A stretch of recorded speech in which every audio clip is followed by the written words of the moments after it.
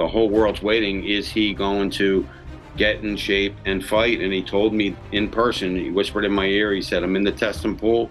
He said, I'm getting ready to make my comeback. I'm going to fight on that big card. And then I'm gonna have another fight, and then we can talk. Oh, wow. Oh, wow. The big one being the White House card. That's what he said. I'm going home, I'm gonna get the head down, I'm gonna rest. They're testing me, I'm in the pool. I says, he goes to him, man, I thought that's what the pools are for, jumping in and out. But I'm back in the pool, so get ready and stay ready, because damage will be done. Oval Office, White House.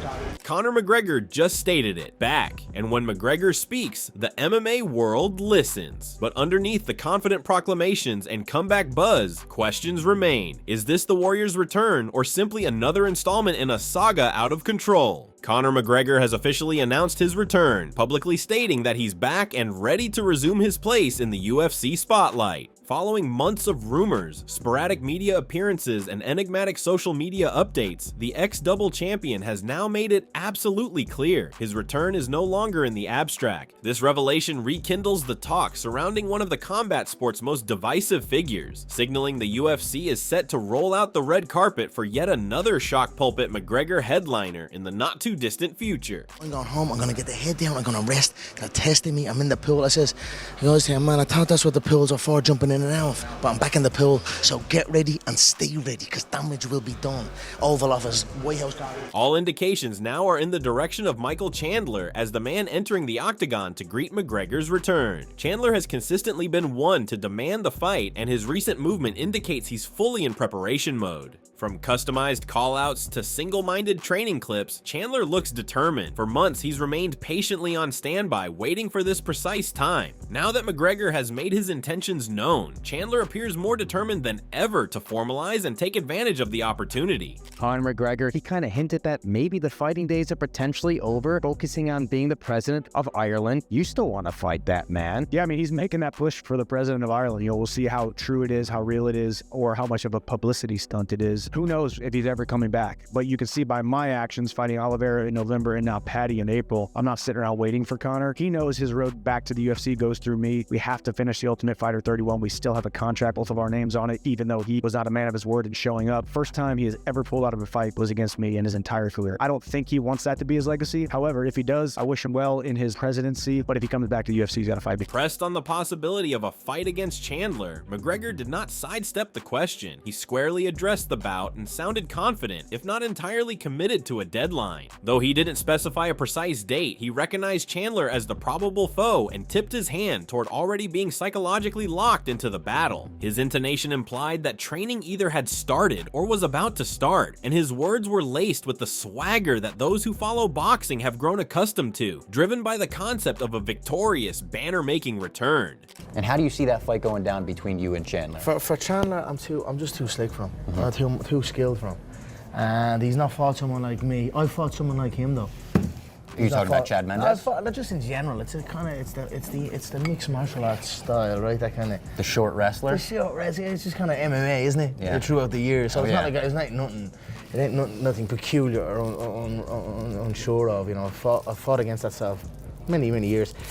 And you know, Michael obviously he was with a smaller promotion, and then he worked his way up. He's had some excellent fights, and he's earned his right to be in this position.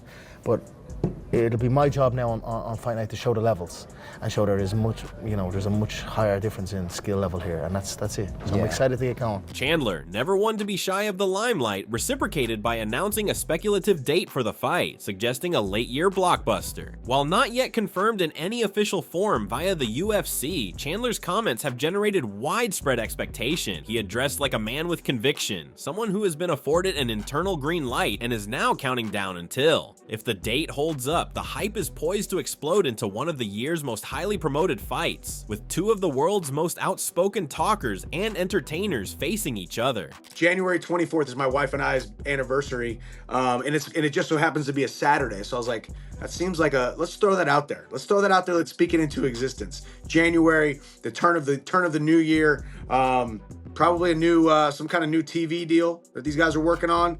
I don't know if you got some inside information, but I'm sure they're working on something. I get asked about it in over almost every single interview, and rightfully so. The Conor Chandler thing just stays alive, right? It was just a couple weeks ago. All of a sudden, he said, you know, Iron Michael Chandler, unfinished business.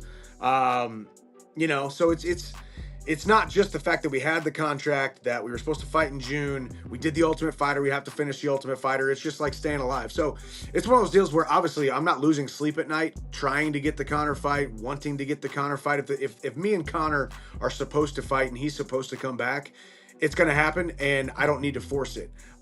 With that being said, if I'm a betting man, I'm not sure if he comes back. Do I want to fight him? Do I want to finish the Ultimate Fighter 31? Absolutely. So we'll see, man. All I know is I'm going to enjoy my family over the summertime, work on some big time business that I've been working on for the last couple weeks since the fight, and see how this whole thing unfolds. And McGregor looks as if he is set to take on the challenge, as reports suggest he has rejoined the UFC's testing pool, likely the precursor to the much-hyped UFC White House event. It is a development many years in the making for fans, yet consistently pushed back on by lingering controversies and contractual issues. The UFC has long been the embracer of spectacle, and McGregor's return is that the organization is potentially priming itself for another gigantic promotional swell centered around the former two-division champion. The whole world's waiting. Is he going to get in shape and fight? And he told me in person, he whispered in my ear, he said, I'm in the testing pool. He said, I'm getting ready to make my comeback. I'm going to fight on that big card, and then I'm gonna have another fight, and then we can talk. Oh wow. The big one being the White House card. That's what he said. However, his comeback is not being welcomed by everyone. McGregor's recent controversies, like allegedly sending inappropriate messages to Azealia Banks with threats of silencing her, have cast a new shadow over his reputation. The backlash has been quick to start, with both fans and fellow fighters openly scathing. Consequently, many within the UFC are now hesitant to welcome him back, seeing his actions as negative for the promotion's public image. Adding fuel to the fire were photos of McGregor on a beach with a different woman, which brought about further rumors of cheating. The pictures only served to heighten criticism about his private life, which has continued to attract negative attention in the past. For some, this is just part of a greater trend that slowly chipped away at the respect once placed in his reputation. The swagger that previously turned him into a fan favorite is now being eclipsed by continuing misbehavior. Piling on his series of public blunders was a nightclub brawl where McGregor was accused of starting a physical fight with a civilian. These kinds of incidents have become a regular occurrence in his post-prime days and fuel the increasing narrative that he's losing touch with the professionalism that characterized his prime. Many believe that whatever he brings inside the cage these days is at the expense of the integrity of the UFC.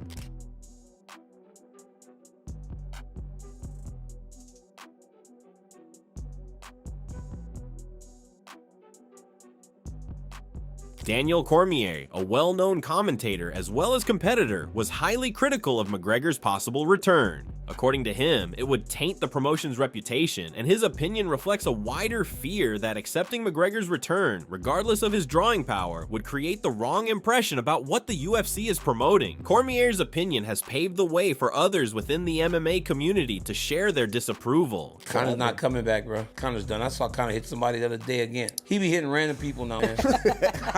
But isn't that indicative of him wanting to come back? He wanted to get back in there. Sucker punching people. Not even... With all that money, he's just hitting people. You know he got too much money because you know he's getting sued. He like Oprah, million for you, million for you. Every time he feel like he want to hit somebody. You don't think there's a chance for Conor to come back? I think Michael Chandler getting beat on by Charles Oliveira the way he did makes it more likely that he would come back to fight Chandler. He can only fight the right guy though. A guy that is really good and willing to stand and trade with him. Then he might be able to get in there and fight. Ilya Topuria, Khamzat Chimaev, and Robert Whittaker are some of the fighters who have also questioned McGregor's comeback. They believe that the UFC has moved beyond the circus that McGregor was a part of before. With a new generation of focused contenders at the helm, most believe that the sport no longer needs to be held back by the theatrics of a man whose controversies now far surpass his in-cage contribution. Conor McGregor's rumored to come back 2025. Do you think we'll see the same Conor McGregor return to the UFC? No way. I don't think so, no. The same one? Never. Every time he's in front of a camera, he's at 100 miles an hour. I don't know if we'll see him again, to be honest. Definitely not. I don't think he's going to come back. I don't even think we'll see him, really, because he's been pulled in every single direction. He's a fake fighter. He fakes all the time to come back. What he is. Conor was on his prime, one of the best guys in the world, you know, so, but now it's not his time. His time is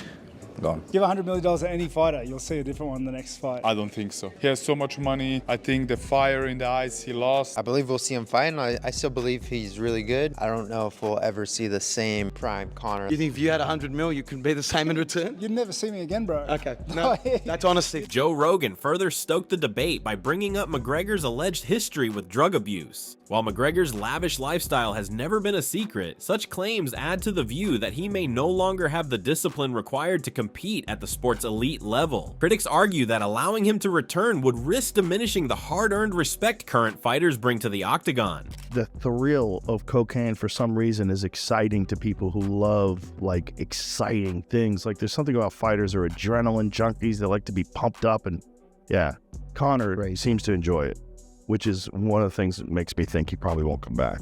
Nevertheless, Dana White does not seem bothered by the mounting backlash. From a financial perspective, McGregor is still one of the UFC's biggest pay-per-view attractions, and White is seemingly willing to turn a blind eye towards the controversy in order to rake in record-breaking profits. It's a risk-reward decision, relying on recognition, controversy, and nostalgia in order to bring in gargantuan figures, even if it goes against the promotion's purported ethos. Still a year away. I mean, it's literally a year away from now.